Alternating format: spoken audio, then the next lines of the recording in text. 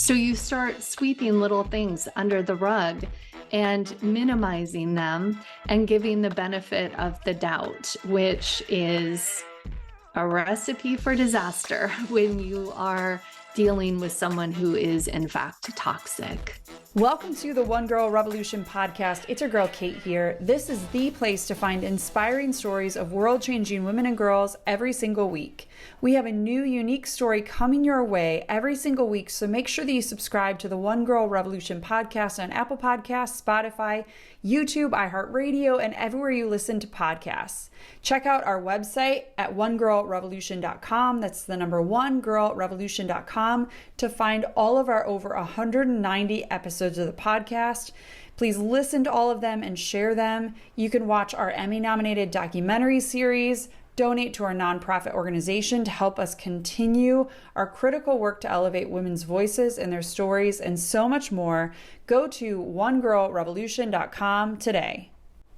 Today on the One Girl Revolution podcast, I welcome Tina Swithin, survivor, empowerer, and founder of One Mom's Battle. I stumbled upon Tina's Instagram page, One Mom's Battle, what feels like years ago.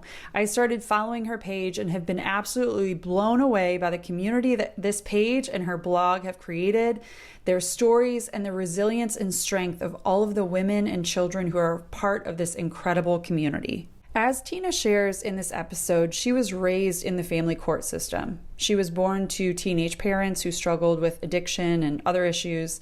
Tina's dad eventually received full custody and raised her on his own. His sister, Tina's aunt, was a beacon of light, though, for Tina throughout her entire life and helped so much, as she talks about in this episode. It takes an army to raise a child. Years later, Tina ends up getting married to this man that seemed to, quote unquote, check all of the boxes. But in reality, he was a narcissist that would cause her so much pain and difficulty and suffering, as you hear in this episode. She finally got the courage to divorce him, but he dragged her and their kids through the family court system, which went on for years. Tina started a blog to record what she was going through, thinking that it might be helpful to someone else at some point, and also to keep record of her experiences and what was happening in real time. She entitled this blog, One Mom's Battle. Everything changed for One Mom's Battle the day that Christy Brinkley, model, actress, and entrepreneur, was going through something similar at the time and stumbled upon Tina's blog and reposted it.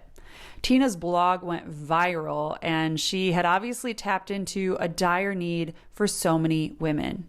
What ended up happening was her blog raised up an army of women fighting for their kids and for freedom, and fighting for and supporting one another in similar situations.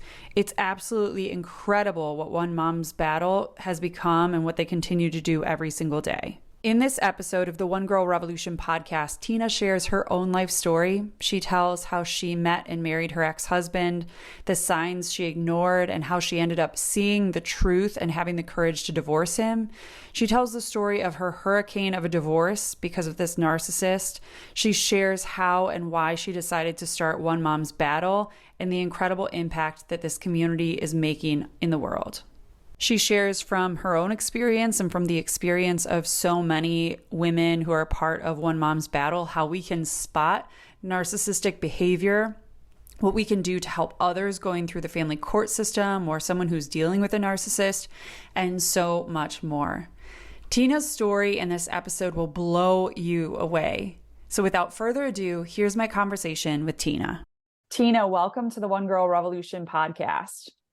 Thank you so much. Honored to be here today. I am so honored to have you on. You have such an incredible survivor story, and you are empowering so many women around the country and around the world because of your story. And I'm so grateful to have you on to share your story. I also, I stumbled upon your story, but then was led to this incredible community, One Mom's Battle, that you really have created, and it's raising up an army. And so I obviously want to talk about that. Want to talk about your story and all the great work that you're doing. But before we get into that, I would love to rewind and hear a little bit about who you are and where you're from, and just a little bit about your upbringing. Sure. So I was actually born in Illinois. And I was born to teen parents. And when I say teen parents, my mom was 16 when she was pregnant with me.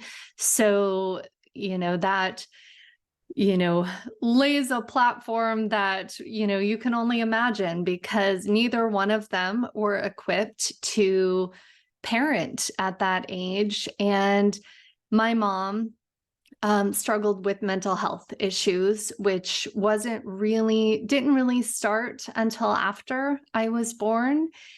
And so my life started out very rocky. And my dad, at 19 years old, received custody of me when I was only 6 months old.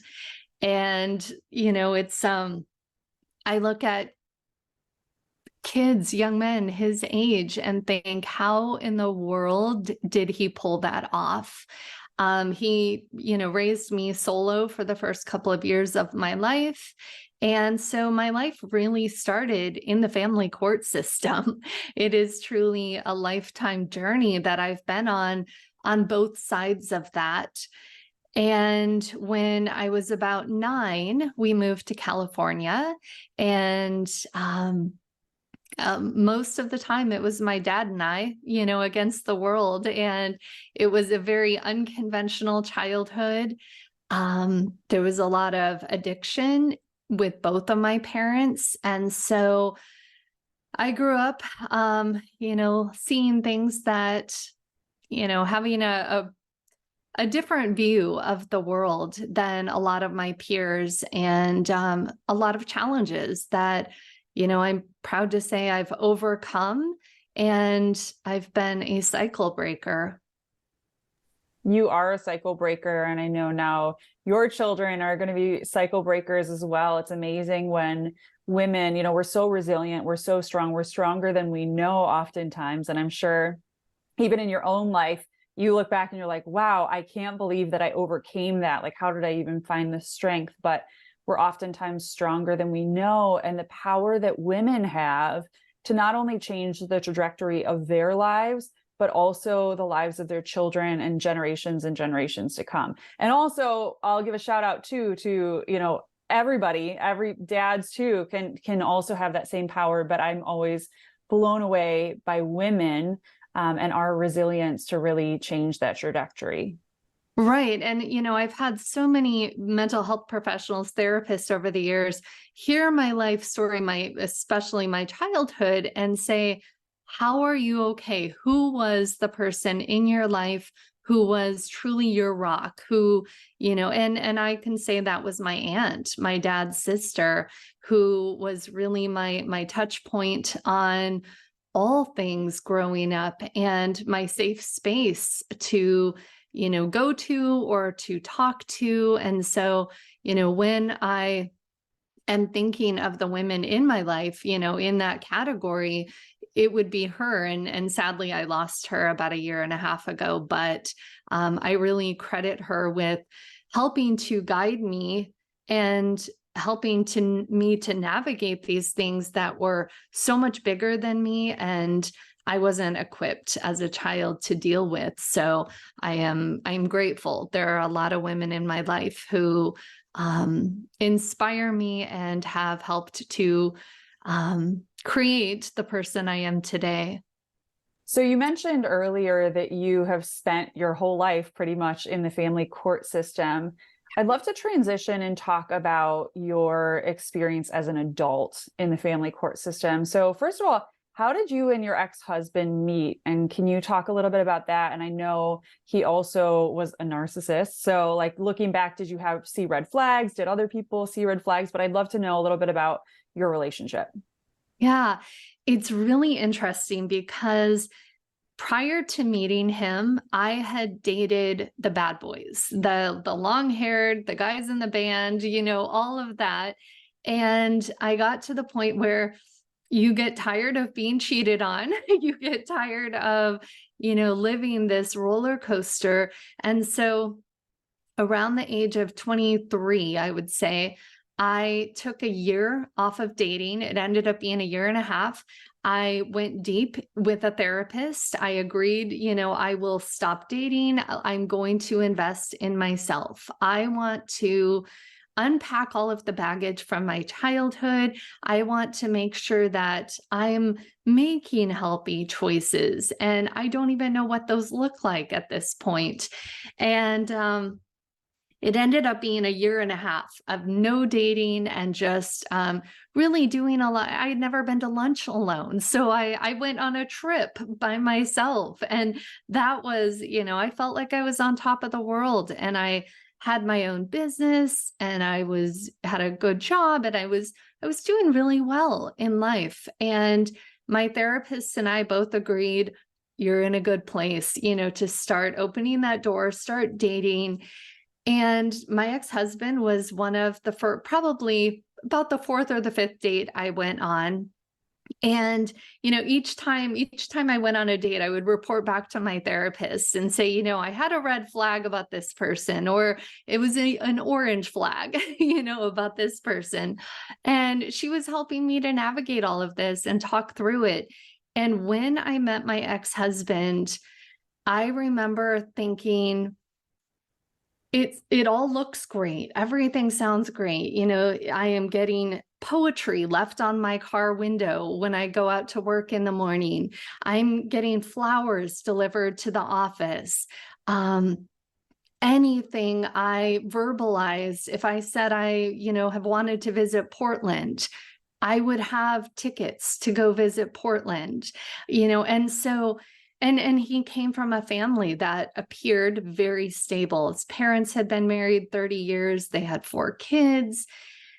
And I remember saying to my therapist, there is something that I can't verbalize. I don't know what it is, but the thought of being intimate with him, the thought of even kissing him, my body is revolting. There is something off. And she said, I hear you, but I wonder if it's that you've never experienced healthy before, and this is all new. And so it's feels different.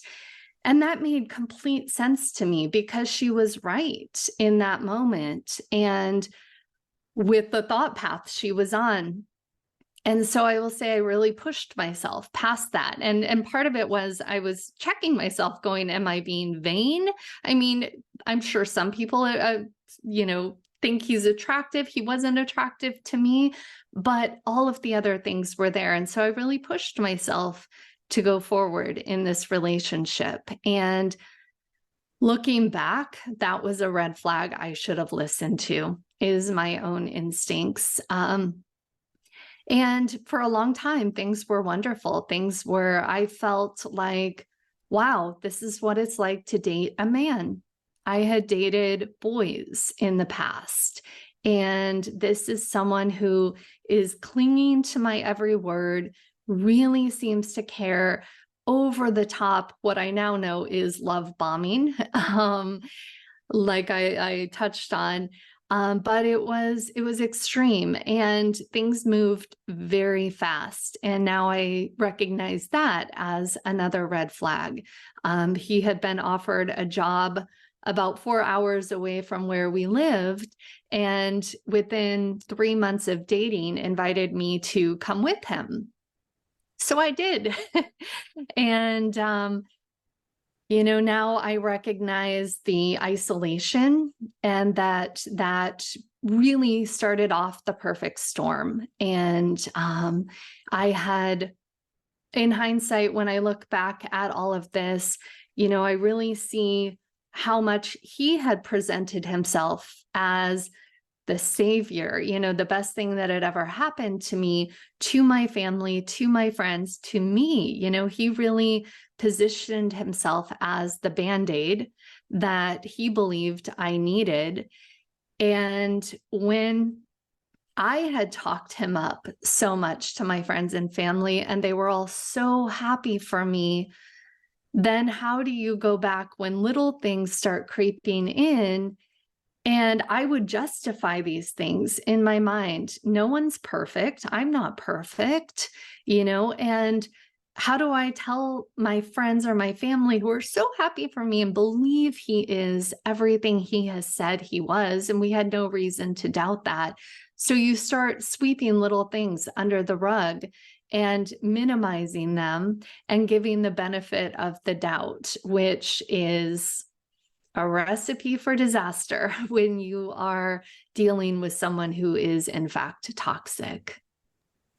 I think there are so many instances, maybe in this day and age, or maybe throughout all of history, where sometimes we just want to be loved by someone, or we just want a partner in life. Life can be so difficult and we can feel really alone and isolated. And a lot of times people end up settling, or they end up, like you said, they end up looking past red flags or not paying attention to things just because they want to get married and they want to have a family. And they think like, oh, we'll just get married and it will solve all the problems. But the reality is, and especially when you're talking about narcissists, they're mirroring, they're doing all these things to make you feel like they're a certain type of person.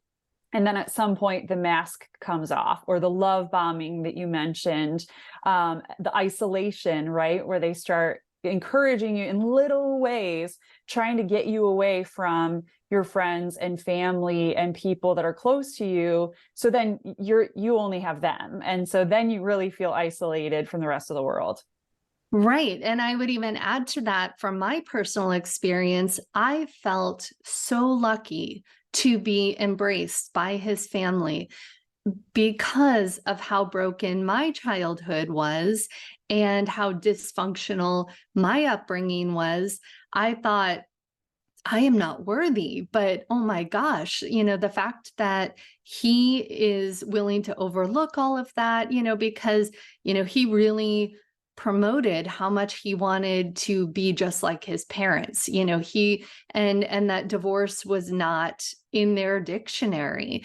And so I felt, very grateful to be accepted by these people, because I had this running narrative in my head that I was broken and that, I can't believe they would accept me.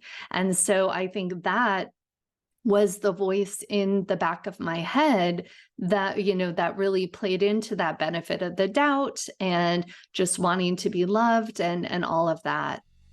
Donate to One Girl Revolution's nonprofit organization to help us continue our work, highlighting inspiring women and girls that are changing the world through their lives, promoting their work and their organizations, and building a powerful and positive force out in the world dedicated to empowering women, their voices, and their stories. Donate at onegirlrevolution.com/donate. That's the number onegirlrevolution.com/donate. What was the turning point for you where you started to really see things clearly and say, this is not healthy, this is not a good situation, I need to get out? Right. The big red flags didn't come until my first pregnancy. We got married. Well, even his proposal to me was odd. Everything was odd. It was just a little bit off, but I would make excuses for it. With the proposal, he flew me to Maui. I had never been to Hawaii before. He proposed and then said, let's get married while we're here. Let's not tell anyone. And now at the time I thought, oh my gosh, that's so romantic.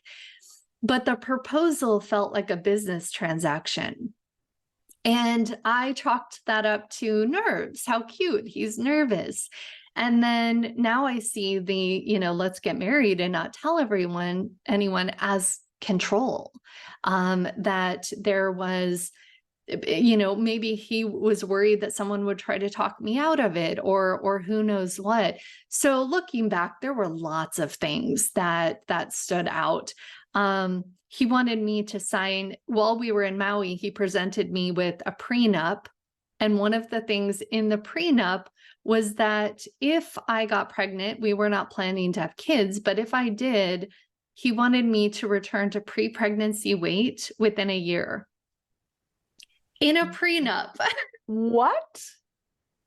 I took that prenup and I basically told him where to put it and refused to sign it and just said, I'm done. This is it. Like, I'm not getting married. And he cried and I'm so sorry. And I'm just nervous, and excused it away, threw the prenup away. We got married that day. So, if you look back, yeah, there were lots of things, but for me, the turning point was when I found out I was pregnant with my first daughter, we had an agreement that we were not going to have kids. And that was both of our choices. She was a huge surprise, but the instant I found out, it felt miraculous. It felt like, I think part of my fear in having kids was that I didn't have a healthy role model as a mother.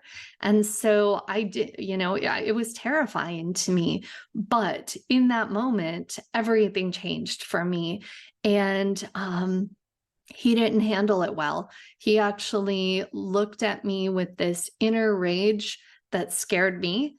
And then he went on a really long run and just disappeared. He was a runner, triathlete, and he left and was gone for hours and hours. And I was hysterical because that should be one of the happiest moments of your life. And even if it's not planned, you would think your partner would embrace that moment, embrace you, and that you would figure it out together. And my entire pregnancy, he barely spoke to me. I would be in pregnancy groups and hear people talk about my husband was, had his head on my belly, heard the heartbeat, felt the baby kick.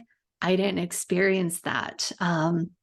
It was a really difficult pregnancy because I was completely alone. But in public, he would act like the doting dad, the doting husband. And so I started to recognize that he is two different people. He's somebody completely different behind closed doors.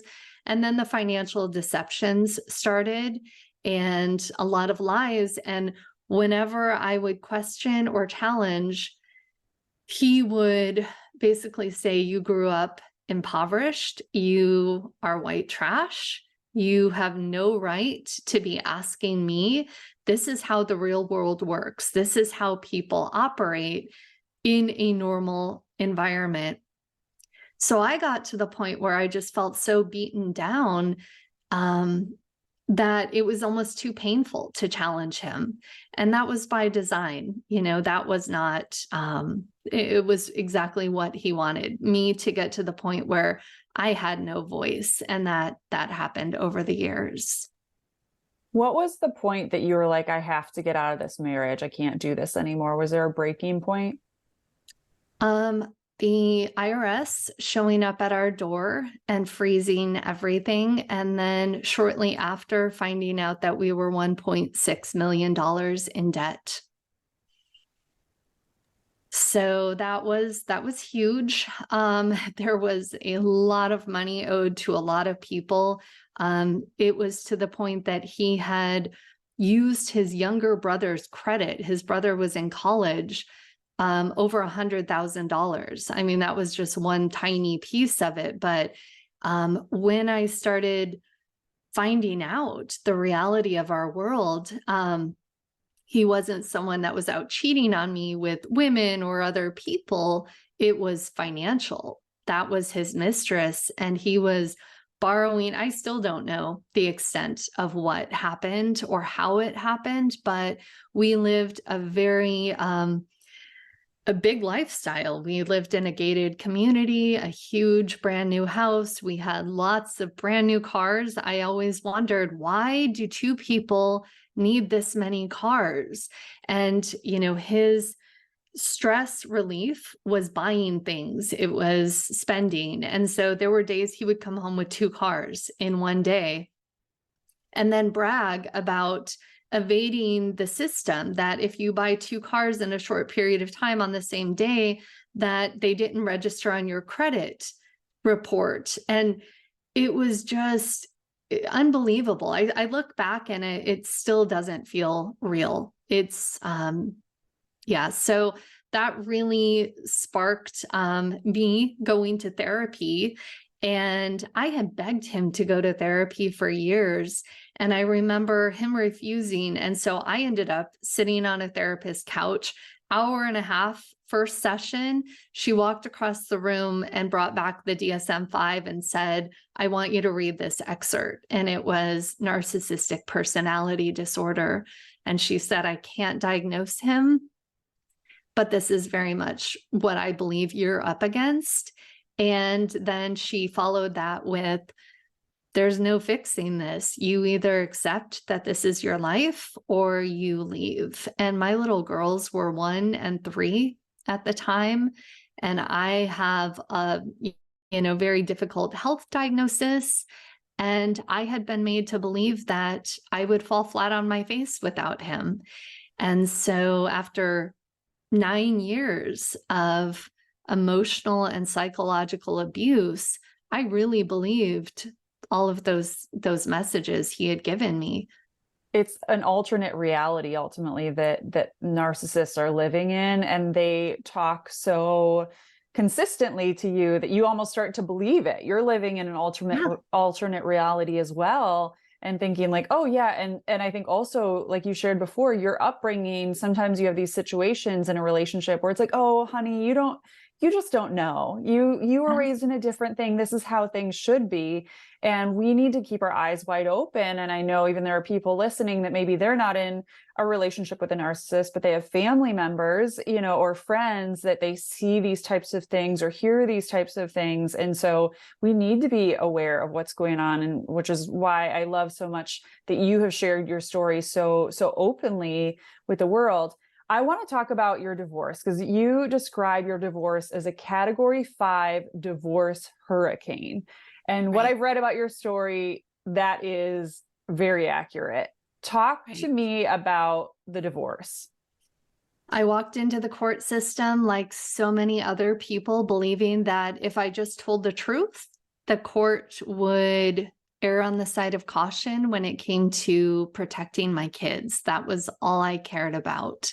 Was, I made a decision early on. This is not a person I'm going to fight over money, whether part of it is rightfully mine, whether he's hiding things. I don't have the energy to uncover any of it. I have been through enough in my life. I know what I'm capable of. And if I have to press restart on my entire life, I am prepared to do that.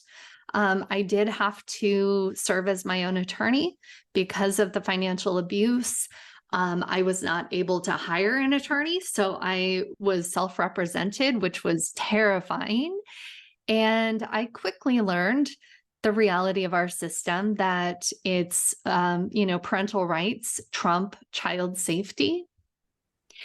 And that was a difficult pill to swallow, and one that I refused. My mentality was, Your Honor, if you aren't going to protect my daughters today, I will be back next month and the month after.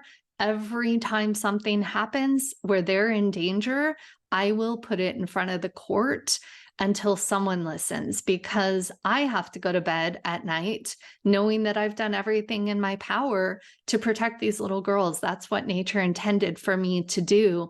And I can see it as clear as day. This is a person who didn't want them, didn't care about them unless a camera was on or an audience was present. And now all of a sudden, he's wanting full custody of them because he knows it's the one way he could still control me and hurt me. And that's what it was all about. And sometimes, you feel, you want to run in there to the court with a bullhorn and scream until everyone's listening to you. But it was about 2 years in where I learned, that was a recipe for disaster itself. And that, these were business transactions to the court, that we really aren't humans. We are just case numbers. And so I started studying the court system and sitting in hearings when my case wasn't on the calendar, and really learning the system. And that shifted my thinking, and it became trying to operate from a place of strategy as much as possible. But we were in court 13 times in 2012 alone, to give you an idea of how high conflict it was. I work to educate people that it only takes one person to create conflict. Usually it's a high conflict individual and someone desperate to protect their kids. Our case, we went through minors counsel, 2 full custody evaluations. I can't even count the number of court dates. Our court docket is unbelievable. And in 2014, I finally secured no contact. He was not even allowed to call us or send letters. It took a lot to get there. It was almost a full 6 years in court before we were finally heard and believed. And the amount of trauma, I can say I'm one of the success stories in family court. I'm one of the lucky ones, but for anyone to look at our story and see what we've been through to deem us as lucky, it just doesn't fit because, yes, my kids are safe, but there's a lifetime of trauma that took place during those 6 years. And, I could go into the world and be really bitter and really jaded because my story never changed from day one. Everything I said on day one was finally validated 6 years into it, but it shouldn't have taken that long. What gave you the courage to keep fighting? Because I think that is one thing. Obviously, your children, I know a lot of times for mothers, that is their one thing that just keeps them going. But for you, I'm sure that there were so many situations or so many moments where you were like, why am I even fighting for this? Like maybe I'll just give in or, split custody or whatever. What gave you the courage to keep fighting for what was right? It's interesting because in my mind, there was never another option. Were there times where, like I pride myself on my documentation. I documented everything and then more. And I really do credit that with why my kids are safe today. But if you looked at my documentation, for example, there could be 3 months or 6 months where there's not a single thing documented. And that's not because there weren't things happening to my kids. It was because I was trying to find my oxygen mask and I needed to take a break from it all to just because I was so beaten down by the system and so frustrated. And I just needed a pause from it. And, I'm human, I'd want to check someone's pulse if they didn't get to that point after, it would be like sending someone into war for 6 years straight with no reprieve. That's very much how I equate it. And we don't do that to people. And I've often said on the day I received my family court case number, August 18th, 2009, I also received my own personal terrorist. And that is the best descriptor I could give for what we've been through. And so I do believe that there are going to be times where we have to pause, we have to step away from it, we have to work on ourselves.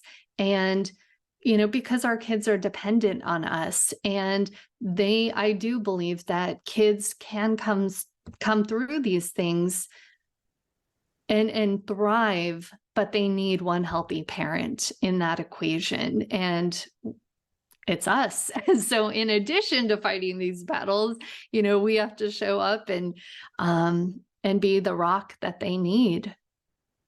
Yeah, we can't. And we also can't serve other people. We can't help other people when our cup is empty. So it's important to step away and just get a little perspective too. I think you probably having that little perspective fueled your fire to come back and say, I'm going to just step into my space as a survivor and I want to advocate for others. What was that turning point that you were like, all right, this is what I've gone through? Because I could also see, Tina, where you would be like, I never want to talk about this again. I don't want anything to do with the family court system. I have my girls. We're all good. I'm going to walk away. And nobody would blame you if that's what you did. But you came back and you were like, I'm now going to advocate for change. Right. What made you want to do that? So I started my blog 2 years into my court battle. So it was around 2011. And it was at that point, all of this has unfolded organically.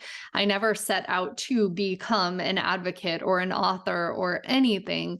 I started my blog to have a place to vent, and so that my friends and family could follow along and understand what was happening, because it didn't make sense to them.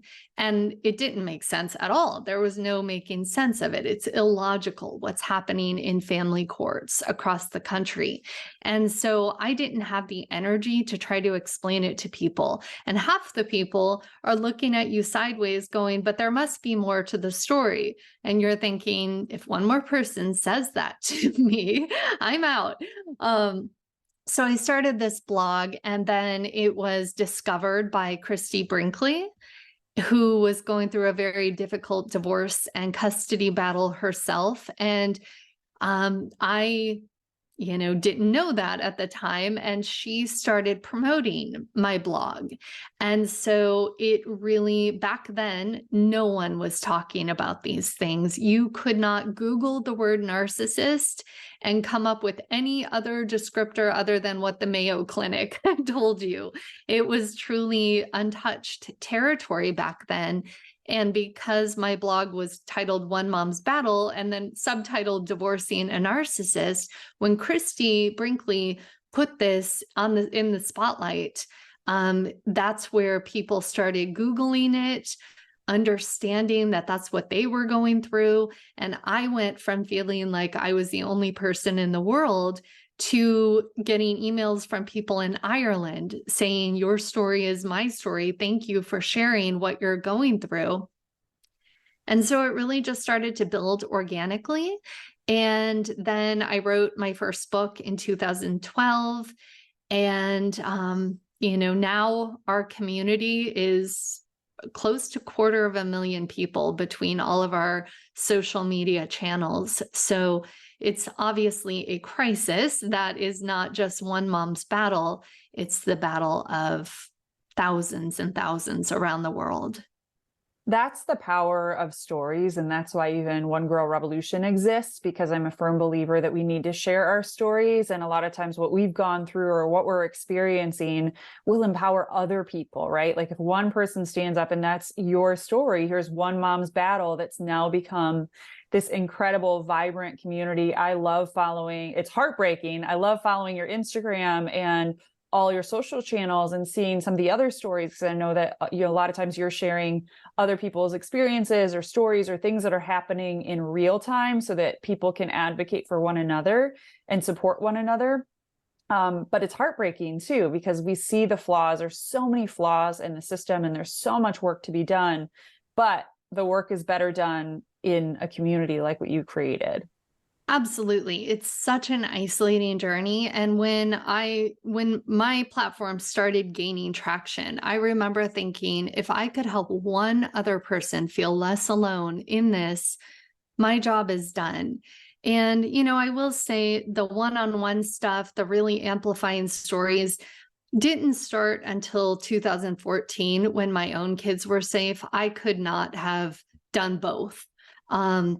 So it's really evolved to where it is today, where we're able to do court watches and, invite people to come watch a court case, because when there's 50 people on Zoom in a courtroom, the judge is more likely to sit up a little straighter and make sure their rulings are, not all the time, but we're putting eyes on things. We're really calling out what is happening in the system. And so, I do a lot of, I've done coaching and consulting with people since 2014. I'm transitioning out of that now, where I'm actually training other people to do the work I'm doing and to be on the ground in their communities as the point of contact for anyone who is walking this journey, because it defies logic.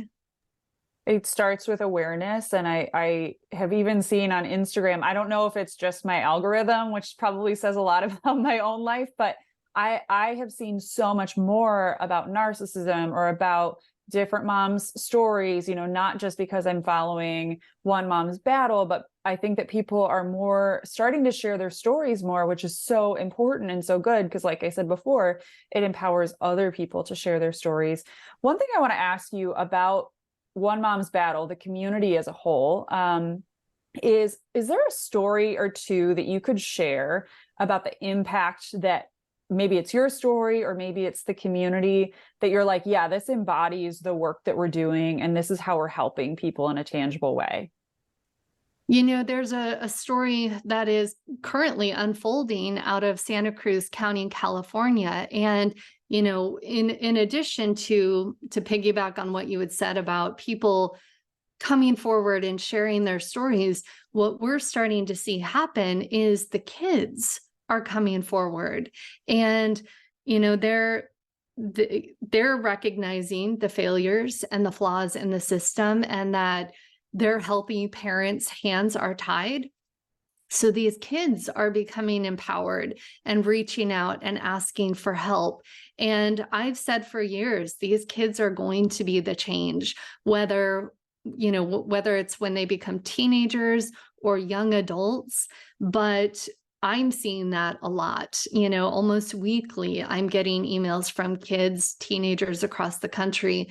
And last October, I believe it was actually October 22nd, 2022, Maya Ling out of Santa Cruz County, California, she was 15 at the time, reached out to me and on Instagram had tagged me in a series of stories.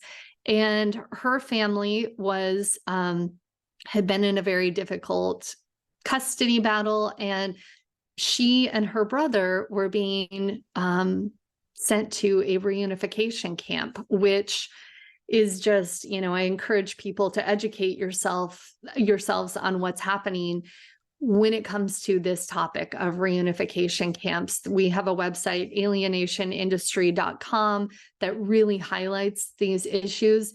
But Maya, by the time I saw her messages, there were transport agents who are employed by the reunification camps in front of her grandmother's house, and they took them out by force. The next morning, we shared the video on TikTok, and it's now received over 40 million views around the world. And so, this story is one to follow because it's not an isolated incident. It's an example of the power of social media, that all of these professionals are scrambling right now because they know their misdeeds and failures to protect these kids. Some could call it collusion, corruption. There's all different titles that, depending on who we're talking about and what case we're talking about, would be applicable.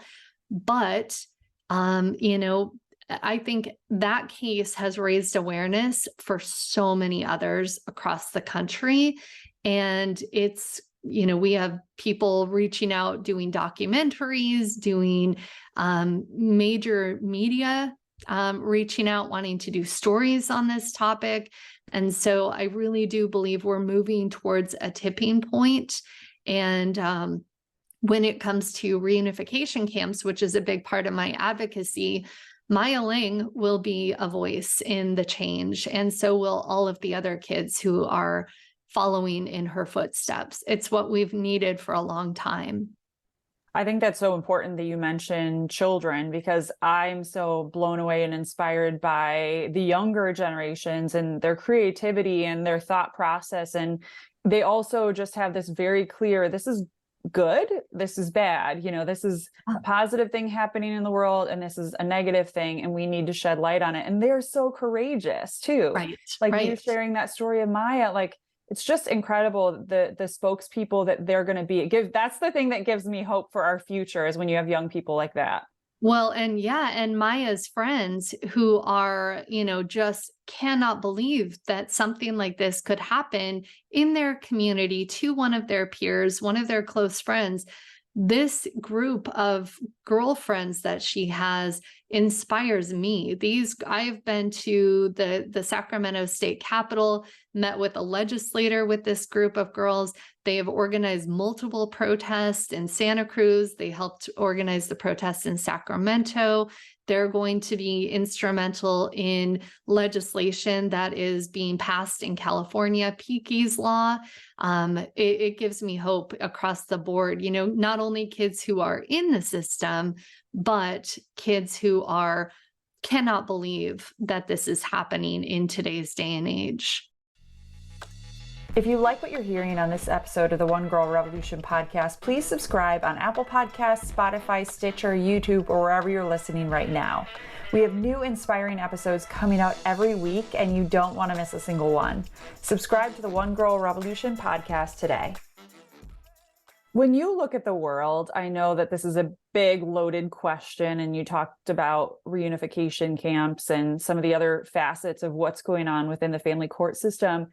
What do you want to see change, and how can we all be a part of that change? I know that a big part of it is awareness, like we've talked about. So following on social media, sharing these stories is an easy, free way for us to get involved. Awareness, going to your websites, which I will be sure to put in the show notes so people can easily find it. But what is the change that you want to see in the family court system, and how do we get there? Sure.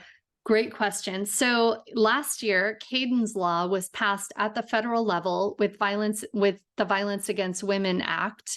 And it's huge because it's the first time the federal government has recognized the crisis in the family court system. And Caden's Law calls for education for family court professionals, which most people are shocked to know that most judges have zero training in the 101 of domestic violence, let alone these complex issues. And so Caden's Law would change that. It would also call for a ban on reunification camps and lots of other points that we need to have happen in the court system. It would higher the bar for expert testimony, so we don't have unscrupulous professionals coming in to pad their own wallets, but they're not protecting kids. So right now, Colorado just passed Caden's Law. Because it's been passed at the federal level, the super highway has been created in the world of advocacy. As a result of that, myself and multiple other advocates formed nationalsafeparents.org, which is an umbrella advocacy organization dedicated to getting Caden's Law passed state by state. So that is the current movement. We really need everyday citizens to link arms with us and demand better for the kids of our country, because it is truly a crisis. We all need to be educated, and with like so many things, so many topics in our world, we think, oh, that could never happen to us, right, or I don't know anyone, right? Like I've had a couple of people recently on this podcast who have shared their stories of domestic violence, and they never thought it would happen to them, or it happened with their family member or their friend, and people don't think that it's going to happen to them. But then when it does, it happens to somebody in your circle, you need to be aware. And also, like, sharing on social media, you never know who in your friend group might be struggling or suffering with something. And so to be able to follow One Mom's Battle and follow some of these websites that you've shared, we need to educate ourselves, and we also need to do our best to share, because you never know, like social media, you shared about the TikTok video, you never know who's going to see it and that might need that information. Right. And it could be your son's fourth grade teacher who is suffering in silence. It could be a pastor's wife. It could be your neighbor. That's where it is so important. For the change will happen when everyday citizens become a part of our movement. We encourage everyone, join National Safe Parents Organization. Find out where Caden's Law is in your state and how you can help to pass it to protect kids, because we truly need all hands on deck with this. I want to ask you kind of on a personal level with regards to narcissism, because that was a topic that we've talked a little bit about here and things that I've seen. But a lot of times in those situations, people can kind of have blinders on. Maybe they're in a relationship, or, maybe it's a spouse or a friend, and they don't see these red flags, or they think it's just a yellow flag. What Right. are things that we should be looking for? And I'll ask it about that, the boyfriend or spouse or friend, that there are these narcissistic tendencies. What are things we can be looking for?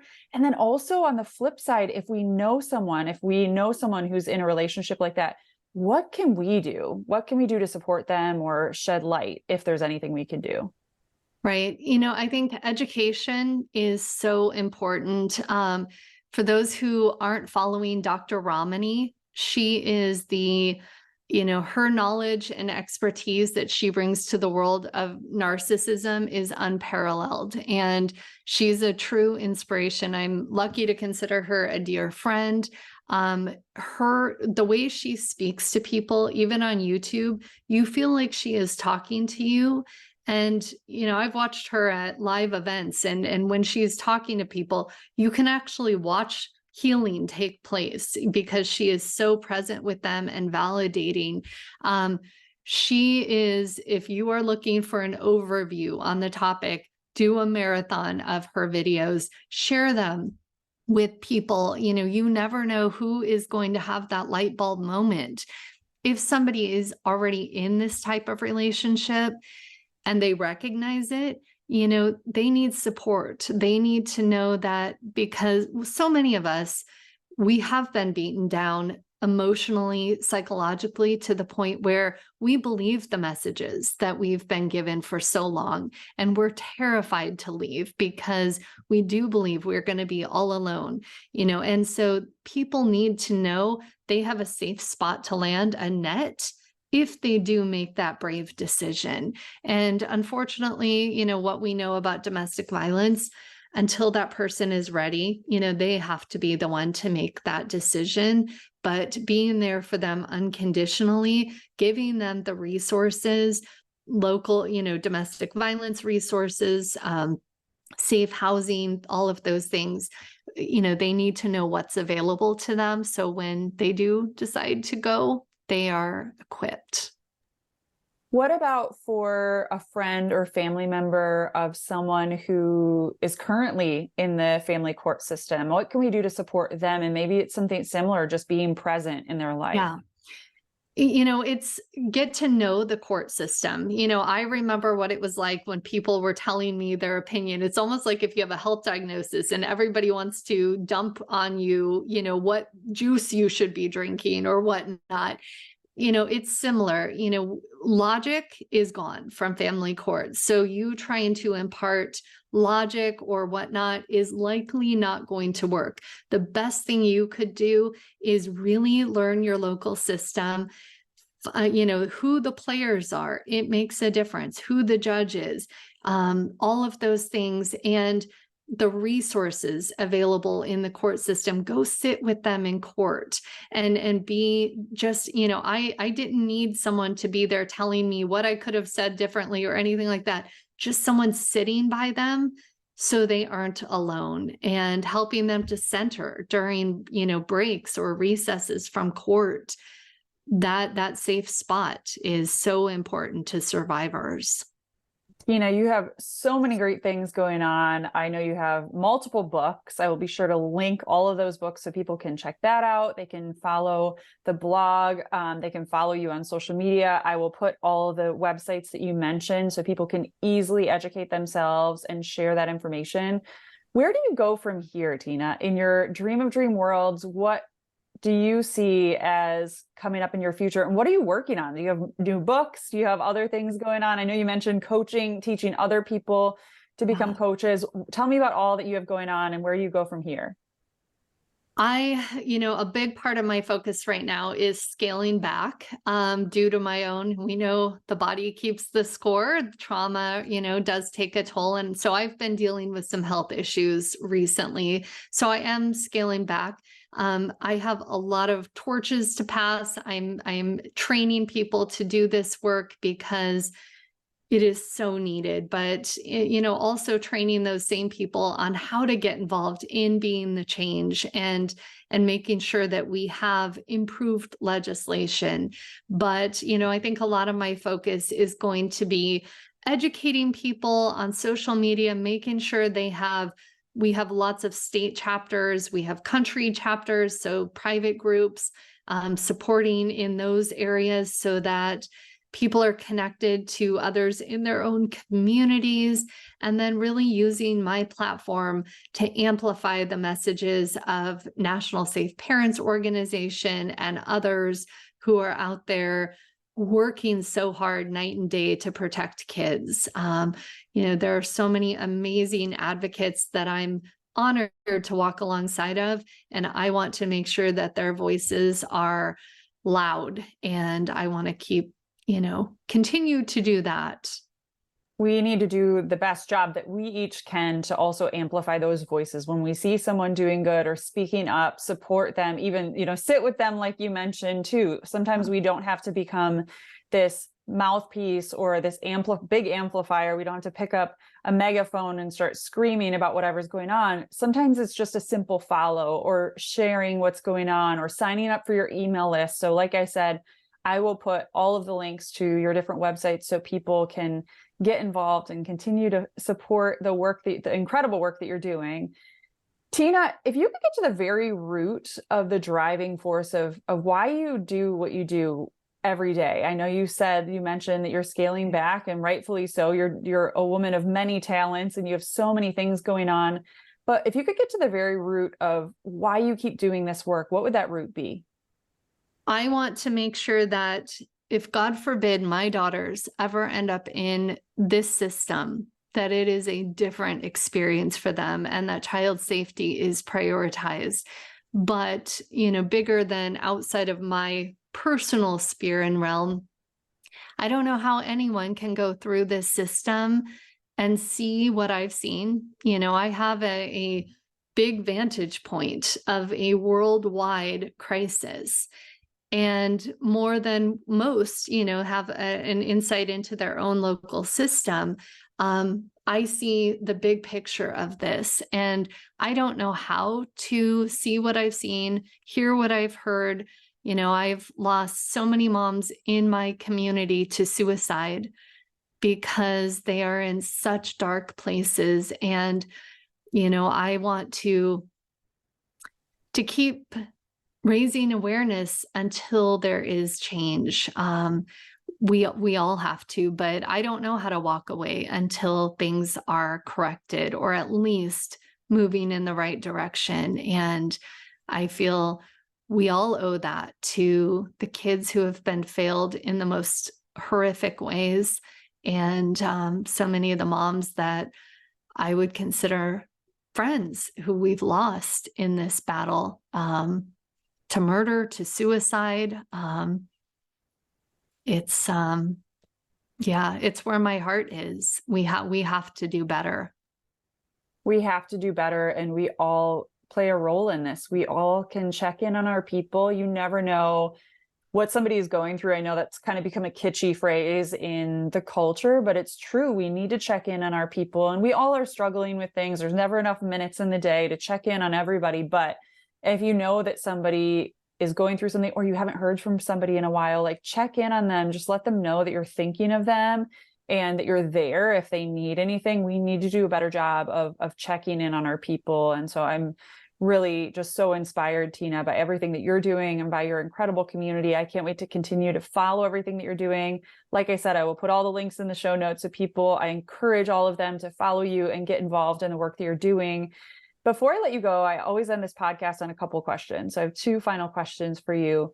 You are a one-girl revolution. You've shared your story. I know that you're surrounded by so many other one-girl revolutions. And I know that we could spend this entire podcast episode highlighting all the amazing women that are in your community and your friends and other people who have done these revolutionary things. But who is a woman or girl that inspires you? Who is a one-girl revolution in your life? I would have to say my friend Kelly Rutherford. She happens to also be an actress. But more than that, she is a mom. And her kids were taken from her when they were really little. And it's, yet another story of family court collusion, corruption, and the reality of our system. I always say it's not broken. It was designed this way. But I remember going to court with her a couple of times and thinking, if this could happen to Kelly Rutherford, no one is safe. And it's very much the truth. But despite everything she's been through, she is one of the most inspirational, centered, grace-filled humans I've ever known. So I would definitely choose Kelly. That's beautiful. What an inspiring woman. And I just think it's so important when we stand together. So I'm always curious, who are the women that inspire us, that we can walk through this life with? But I always end this podcast on one question. So I'd like to ask you, if you could leave women and girls around the world with one message, what would it be? Your inner voice, your gut instincts, develop a deep relationship with that part of yourself. It is the all-knowing. Learn to get to a quiet place and lean into that voice. Befriend that voice, embrace it. It will never lead you down the wrong path. And I can look back on so many points in my life, we all can in hindsight, and see that my instincts were screaming, but I was distracted, or I hadn't developed that connection with my inner voice. And that voice should be the loudest voice in our lives. I wish I would have had that type of wisdom, shared with me at a young age. Tina, you are such an inspiration, and I'm just so grateful to know you and get to share your story on the podcast. Thank you so much for being on the One Girl Revolution podcast, and thank you for all the incredible work that you're doing. Thank you. Thank you for having me. Please follow us on Facebook, Twitter, and Instagram at One Girl Revo. That's the number One Girl REVO. And you can find more information on One Girl Revolution at onegirlrevolution.com. That's the number onegirlrevolution.com.